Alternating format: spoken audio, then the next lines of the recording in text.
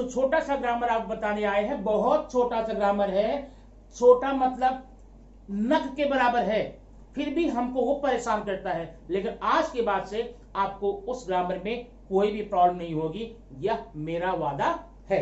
आइए देखते हैं वो ग्रामर कौन सा आखिर है। वो ग्रामर है क्वेश्चन टैग। क्या है? क्यूटी मैंने लिखा, क्वेश्चन टैग। इसी का नाम है टेल टैग, टेल टैग और क्वेश्चन टैग। अब टेल का मतलब क्या होता है जानते हैं? टेल मतलब पूछ, खैर यहां पूछ की बात नहीं है, क्योंकि यह भी क्वेश्चन का एक छोटा सा रूप होता है। जो आपने यस नो टाइप क्वेश्चन पढ़ा, पूरा का पूरा वही रूल्स आपको फॉलो करना होगा, बस अंतर यह है इसको हम लिखते नहीं। ध्यान रखना, सारे ग्रामर में आपको लिख कर आएगा रिराइट एज, इसके रूप में लिखो, लेकिन क्वेश्चन टैग के रूप में आता है एड द क्वेश्चन टैग। ठीक है ना? तो इसमें भी हम वही चीज करेंगे, हेल्पिंग वर्ब की सहायता से पूरा का पूरा क्वेश्चन टैग लगाना सीखेंगे, कैसे इसको ऐड करते हैं। ध्यान रखना, क्वेश्चन टैग हमेशा ऐड करने को आएगा, लिखने को नहीं आएगा, इसलिए लिखने का प्रयास, सिर्फ क्वेश्चन टैग लिखने का प्रयास मत करना, पूरा सेंटेंस लिख करके हम इसको ऐड करेंगे। कैसे ऐड करेंगे आइए हम इस वीडियो में पढ़ते हैं। इसमें भी हम आपको 5 चरण लेंगे, जैसे आपने यस नो टाइप में सीखा था, क्योंकि यस नो टाइप का ही यह एक संक्षिप्त रूप है, तो यस नो टाइप का नियम भी लगने वाला है। देखिए आगे ये आपके स्टेप है। अब ये है आपके सामने क्वेश्चन टैग पढ़ने का पहला स्टेप। जैसे आपने जितने step yes no type question देखे थे, वही स्टेप आपको क्वेश्चन टैग में पढ़ना है। अब देखिए यहां पर मैंने 3 एग्जांपल लिए हैं, 3 में आपका कंफर्म हो जाएगा। अगर कंफर्म नहीं होता है, कमेंट बॉक्स में जाकर के दुनिया का कोई भी सेंटेंस आप डाल के पूछ लेना, इसका क्वेश्चन टैग क्या होगा, मैं पूरे रीजन साथ में आपको बता दूंगा। ठीक है, वो बात की बात है। पहले देखिए 3 सेंटेंस है। Seema can read the paper, boys would finish their work, Sachin was not going to school. बात समझ भाई? 3 सेंटेंस है, तीनों में हमें क्वेश्चन टैग लिखना नहीं है, क्वेश्चन टैग ऐड करना है। लिख दिया जाएगा ऐड सुटेबल क्वेश्चन टैग। अब आप करें क्या, ध्यान देना, पहले आप सेंटेंस को लिखिए पूरा जैसे है वैसे। सीमा कैन रीड द पेपर, ठीक है, आपने यहां पर लिख लिया सेंटेंस। अब अगला स्टेप क्या है, यहां पर इसी में कॉमा लगाई। देखिए ये जो आपका क्वेश्चन दिया है, अभी क्वेश्चन मान लीजिए इसको, जो क्वेश्चन दिया है ना, यही आपके आंसर का एक बड़ा हिस्सा होगा। आप आंसर लिखते समय भी इस क्वेश्चन को, इस सेंटेंस को लिखेंगे पूरा, ध्यान रखना। अब आपने पूरा सेंटेंस लिख लिया, कॉमा लगा दिया, उसके बाद देखिए क्या इस सेंटेंस में कहीं पर भी हेल्पिंग वर्ब है या नहीं है। चूंकि पहला स्टेप है, इसमें हेल्पिंग हमने लिया है, यह है हेल्पिंग वर्ब, कहां है, कैन है, तो आप यहां पर लिख लेंगे कैन। बात समझ में? अब कैन लिखने के बाद में आप ये बताइए इस सेंटेंस में नॉट है कि नहीं है। नहीं है। अब ध्यान रखना, जब आपने यस नो टाइप क्वेश्चन बनाया था उसमें भी यही देखा था, नॉट नहीं था तो लगा के लिखा था, और हुआ तो निकाल के लिखा था। इसमें नॉट नहीं है तो लगाएंगे। कैसे लगाएंगे, इसी में एन जोड़ेंगे। ध्यान देना, जैसे मैंने वाज लिया ना, तो वाज में मैं यहां पर एन ऐड करूंगा और यहां कॉमा देता हूं, यहां टी लिखूंगा। वाज नॉट मत लिखना, वाजंट लिखना। अब मैंने यहां पर इसलिए लिखा क्योंकि कैन मैंने ले लिया। अब इसमें हम अलग से नॉट नहीं जोड़ने वाले, क्योंकि यहां पर एन है, तो यहां पर क्या करेंगे, कॉमा कांट। बात समझ में? हेल्पिंग को निकाल लिया बाहर, जैसा आपने यस नो टाइप में किया था। बस अंतर एक है, जब यस नो टाइप में आपने हेल्पिंग वर्ब शुरू में लिया था, उसका फर्स्ट लेटर कैपिटल किया था, यहां पर स्मॉल करेंगे, क्योंकि यह नया सेंटेंस नहीं है, हम ऐड कर रहे हैं पहले सेंटेंस में। अब कांट हो गया। अब कांट के बाद में क्या करेंगे, सब्जेक्ट। देखिए यह सब्जेक्ट है, सब्जेक्ट का प्रोनाउन लेना पड़ेगा। सब्जेक्ट का प्रोनाउन अगर नाउन में है तो, अगर ये प्रोनाउन है तो ठीक लिख देना, नहीं है तो लेना पड़ेगा। कैसे लेना, अब ये देखना जरा बताऊं। अगर सब्जेक्ट, देखना ध्यान से, या तो मेल होगा, या तो फीमेल होगा, या तो कोई वस्तु ऑब्जेक्ट होगा, नॉन लिविंग थिंग्स होगा। अब ध्यान देना यहां पर, अगर मेल सिंगुलर है तब तो मेल के लिए आप ही लेना है, और फीमेल के लिए सी लगाना है, और कोई ऑब्जेक्ट है नॉन लिविंग थिंग है तो इट लगाना है। बात है भाई। और अगर ये सब्जेक्ट प्लूरल में है तो अगर प्लूरल है तो सब में दे, चाहे मेल हो चाहे फीमेल हो चाहे कोई नॉन लिविंग थिंग्स हो, तो आप इस प्रकार से लिख लेंगे। अब देखें सीमा है, सीमा फीमेल सिंगुलर है तो यहां पर क्या रहेगा, सी, कांट सी। आपका ये क्वेश्चन टेक हो गया। बात है भाई। क्या किया आपने, पूरा सेंटेंस लिखा, पूरा सेंटेंस लिख करके आपने कॉमा लगाया, कॉमा लगाने के बाद में क्या निकाल लिया, हेल्पिंग वर्ब सेंटेंस में था, हेल्पिंग वर्ब आपने निकाल लिया। हेल्पिंग वर्ब में ध्यान देना, अगर सेंटेंस में नॉट नहीं है तो हेल्पिंग वर्ब में नॉट को जोड़ना पड़ेगा, लेकिन संक्षिप्त रूप लिखेंगे, जोड़कर लिखेंगे, अलग नहीं लिखेंगे। और बाद में सब्जेक्ट का प्रोनाउन यहां ले लेंगे। कैसे लेंगे यहां बता दिया। अब देखिए second sentence, boys would finish their work. अब मैं इसी में ले लेता हूं, सेंटेंस मैंने पूरा लिख लिया। अब यहां पर मैं लिखूंगा वुड। अब वुड के बाद में हमें ये देखना है क्या इस सेंटेंस में नॉट है, भाई नहीं है, नहीं है तो हम ऐड कर लेंगे ऐसे वुडंट। अब बॉयज क्या है, प्लूरल है, प्लूरल में आपका हो जाएगा दे, वुडंट दे, आपका क्वेश्चन टैग हो गया। अब third question, Sachin was not going to school. Helping verb मिल गया, यहां पर हम क्या कॉमा लगा के लगाएंगे वाज। अब चूंकि इसमें नॉट है इसलिए नॉट इसमें ऐड नहीं करना है, नॉट नहीं ऐड करेंगे। उसके बाद क्या करेंगे, सचिन का प्रोनाउन, ये हो जाएगा ही, क्वेश्चन मार्क लगा देंगे। तो ये आपका हो गया ऐसा सेंटेंस जिसमें हेल्पिंग वर्ब होगा, पहला स्टेप। अब हम कुछ सेंटेंस ऐसे लेंगे जिसमें हेल्पिंग वर्ब नहीं मिलते हैं, उसका कैसे करेंगे वो आगे देखिए। अब हम देखेंगे यहाँ पर step number 2, 3, 4 and 5। Step number 2 क्या है, ऐसे सारे सेंटेंसेस जिसमें कि हेल्पिंग वर्ब न हो उसमें हम क्वेश्चन टैग कैसे ऐड करेंगे। अब ये देखना, Raju calls me, girls read the Ramayana, Kavita called them. अब देखना इन तीनों सेंटेंस में किसी में भी हेल्पिंग वर्ब नहीं है, तो हेल्पिंग वर्ब ना होने पर आपको यस नो टाइप क्वेश्चन में बताया गया है कि कैसे हम हेल्पिंग वर्ब उसमें क्रिएट करेंगे। कैसे करेंगे, वर्ब को देखकर करेंगे। अगर वर्ब में यस या ईएस है तब तो आपको हेल्पिंग वर्ब मिलेगा डस। अगर वर्ब फर्स्ट फॉर्म में है, प्रेजेंट फॉर्म में है, तो आपको हेल्पिंग वर्ब मिलेगा डू। अगर वर्ब आपका सेकंड मतलब पास्ट फॉर्म में है तो हेल्पिंग वर्ब मिलेगा डिड। आइए देखते हैं, राजू कॉल्स मी। अब इसमें हेल्पिंग वर्ब नहीं है, वर्ब यहां पर है, वर्ब में यस लगा हुआ है, इसका मतलब आप यहां कॉमा देना, डज ले लेना, DOES, ध्यान देना डज हेल्पिंग वर्ब जो है इसका डी यहां पर स्मॉल रहेगा। डज ले लिया, चूंकि इसमें नॉट नहीं है तो डजंट एंड करेंगे ऐड, कॉमा देके टी, डजंट, राजू का प्रोनाउन ही हो जाएगा। बात है भाई। अब ये देखें, girls read the Ramayana, read first form में है तो यहां मिलेगा आपको डोंट, और गर्ल्स का प्रोनाउन ये प्लूरल है तो हो जाएगा they, don't they, question mark. Third में है कविता कॉल्ड देम, ये वर्ब सेकंड फॉर्म में है तो क्या मिलेगा डिड। अब नॉट ऐड कर लें, डिडंट हो गया, डिडंट ऐड करने बाद कविता का प्रोनाउन यहां पर हो जाएगा शी। बात समझ में आ गई ना। इस प्रकार से हमने निकाल लिया, क्वेश्चन टैग बना लिया, ऐड कर दिया किसमें, जिसमें हेल्पिंग वर्ब नहीं होगा। अब देखिए स्टेप नंबर 3।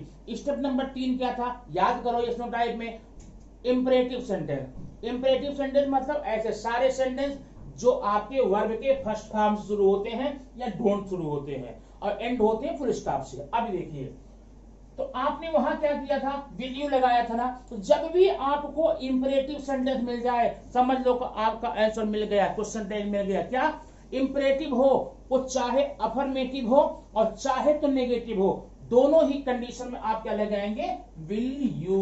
ये देखिए will you question mark, finish your work will you, don't go there, इसमें भी आप लिखेंगे विल यू। बात समझ। तीसरा देखना, चौथा स्टेप है लेट मी गो। लेट में क्या करेंगे, अगर आपके सेंटेंस लेट आता है इसमें भी आप लगाएंगे विल यू, ठीक है, क्वेश्चन मार्क। लास्ट स्टेप है लेटस, लेटस कॉल हिम।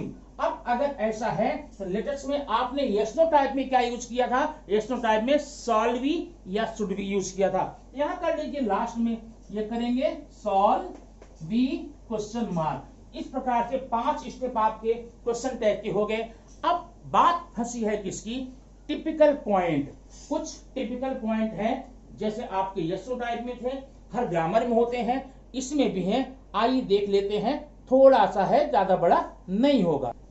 अब आपके सामने यहां पर मिल रहा है कुल मिलाकर 5 सेंटेंस। 5 सेंटेंस में क्वेश्चन टैग संबंधी जितने भी टिपिकल पॉइंट होंगे, जितने भी टिपिकल बिंदु होंगे, हम उसको यहां पर समझ लेंगे। आइए देखते हैं। पहला, करण विल रिपीट द सॉन्ग। अब इसमें आप लोग सोच रहे होंगे इसमें क्या टिपिकल पॉइंट है, अरे हेल्पिंग वर्ब है, हम उसमें हेल्पिंग वर्ब में नॉट नहीं है, हेल्पिंग वर्ब में नॉट ऐड करके लिख लेंगे। लेकिन ध्यान रखना, अभी आप लोग मोस्टली जानते होंगे कि हेल्पिंग वर्ब में नॉट जब ऐड करते हैं, एन लेते हैं, कॉमा दे करके, हमें भी क्या लगता है, मान लो यहां लिखूंगा विल और नॉट का एन, यहां विलंट लिख दिया। लेकिन ध्यान रखना, ये जो विलंट वर्ड है दुनिया की किसी डिक्शनरी में मिलता नहीं।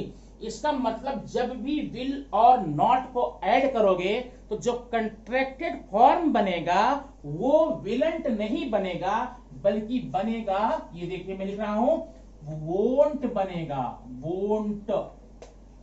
हो गया। पहला टिपिकल पॉइंट ये था, विल में नॉट जोड़ेंगे, जैसे इज में नॉट को ऐड करेंगे, इजंट, आरंट, डजंट, डोंट। वैसे अगर हम विल में नॉट को ऐड करेंगे तो विलंट नहीं बल्कि वोंट बनेगा। ठीक है, वोंट अब करण का प्रोनाउन हो जाएगा ही, ये क्वेश्चन मार्क लगा देंगे, हो गया। ठीक है, ऐसे ही एम है, एम में अगर मैं नॉट ऐड करूं तो हमको लगता है एमंट होना चाहिए, लेकिन एमंट नहीं होता है। जब भी एम में नॉट ऐड करेंगे तो ये आंट होता है। ये देखिए ARENT, आंट, आई। ठीक है, क्वेश्चन मार्क। वैसे ही अगर साल में नॉट जोड़ेंगे, सॉल नॉट, तो वो क्या बनेगा, यहां देखिए, सालंट मत लिखना, सांट लिखना। ये देखिए सांट। तो ये टिपिकल पॉइंट हेल्पिंग वर्ब में नॉट जोड़ने को लेकर था। अब जरा इधर देखिए, ये आपने यस नो टाइप में देखा था, रचना हैज ए पेन। अब ये जो हैज है ना, अगर आप हैजंट सी करके चले आएंगे तब तो रॉन्ग हो जाएगा, क्योंकि हैज हेल्पिंग वर्ब है ही नहीं यहां पर। क्यों?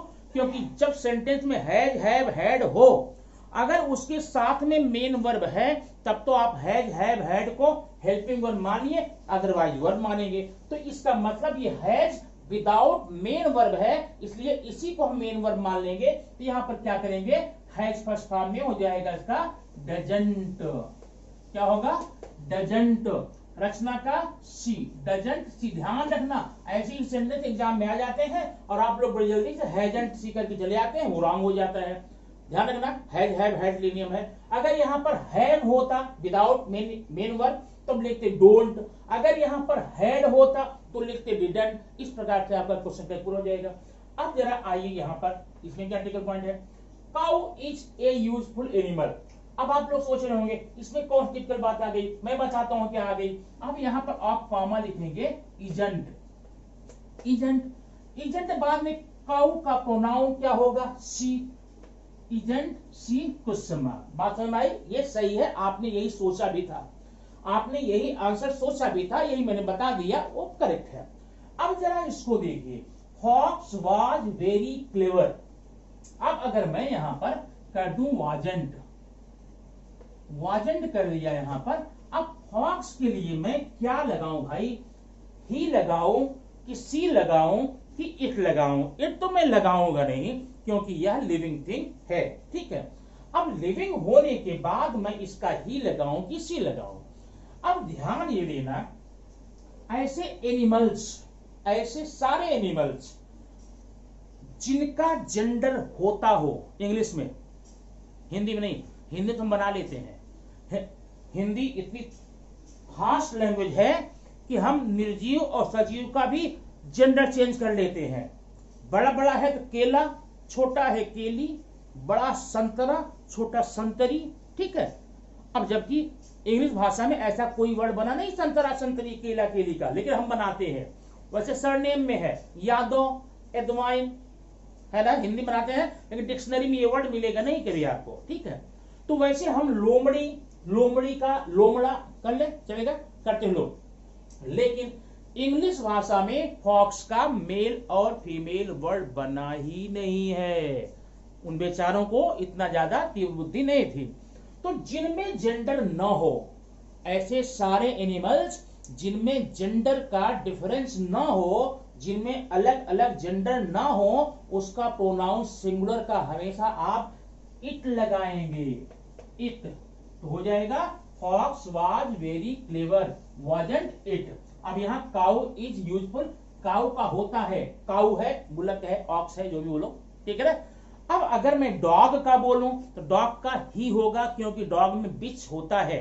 मंकी का बोलूं तो मंकी में फीमेल और मेल अलग अलग वर्ड नहीं है, दोनों में मंकी बोलते हैं, इसलिए मंकी का इट ही बोलेंगे, बराबर है। लेकिन एक बात ध्यान रखना, अगर ये फॉक्स में मैंने आपको बता दिया भाई आप इसमें इट लगा लें, लेकिन हो सकता है कभी न कभी आपको फ्यूचर में कोई ऐसी स्टोरी कहानी मिलने को मिले जहां पर आप फॉक्स के लिए इट पढ़कर आएंगे, सॉरी सी पढ़ेंगे, तो जी सी पढ़ेंगे तो आप कंफ्यूजन होगा, वो सर जो बताए थे वो सही है कि ये सही है, बराबर है। और चूंकि लिखी हुई बात को लोग ज्यादा प्रामाणिक मानते हैं, आप उसको ज्यादा प्रामाणिक मान लेंगे, और हमने मौके की हम बता दिया है, आप लोग रॉन्ग हो सोच सकते हैं। लेकिन अब वो कंफ्यूजन दूर कर लो।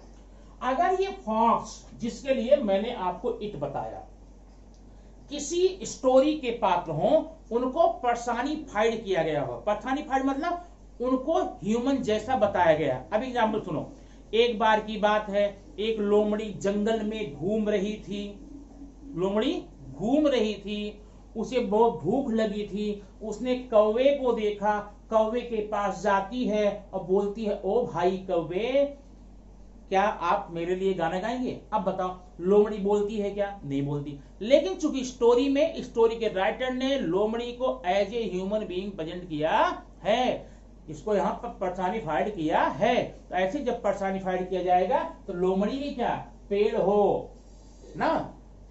जैसे अभी दो पेड़ आपस में बात कर रहे, पीपल का पेड़ बोला मैं महान, इमली का पेड़ बोला मैं महान, तब पीपल और इमली के लिए वहां पर नाम के आधार पर ही और सी करेंगे, इट नहीं करेंगे। और अदरवाइज जनरली कहीं पर पेड़ की बात आती है तो वहां पर उसके लिए आप इट लगा लेंगे, बराबर है। तो ये हो गया आपके क्वेश्चन टैग पूरी तरह से समाप्त।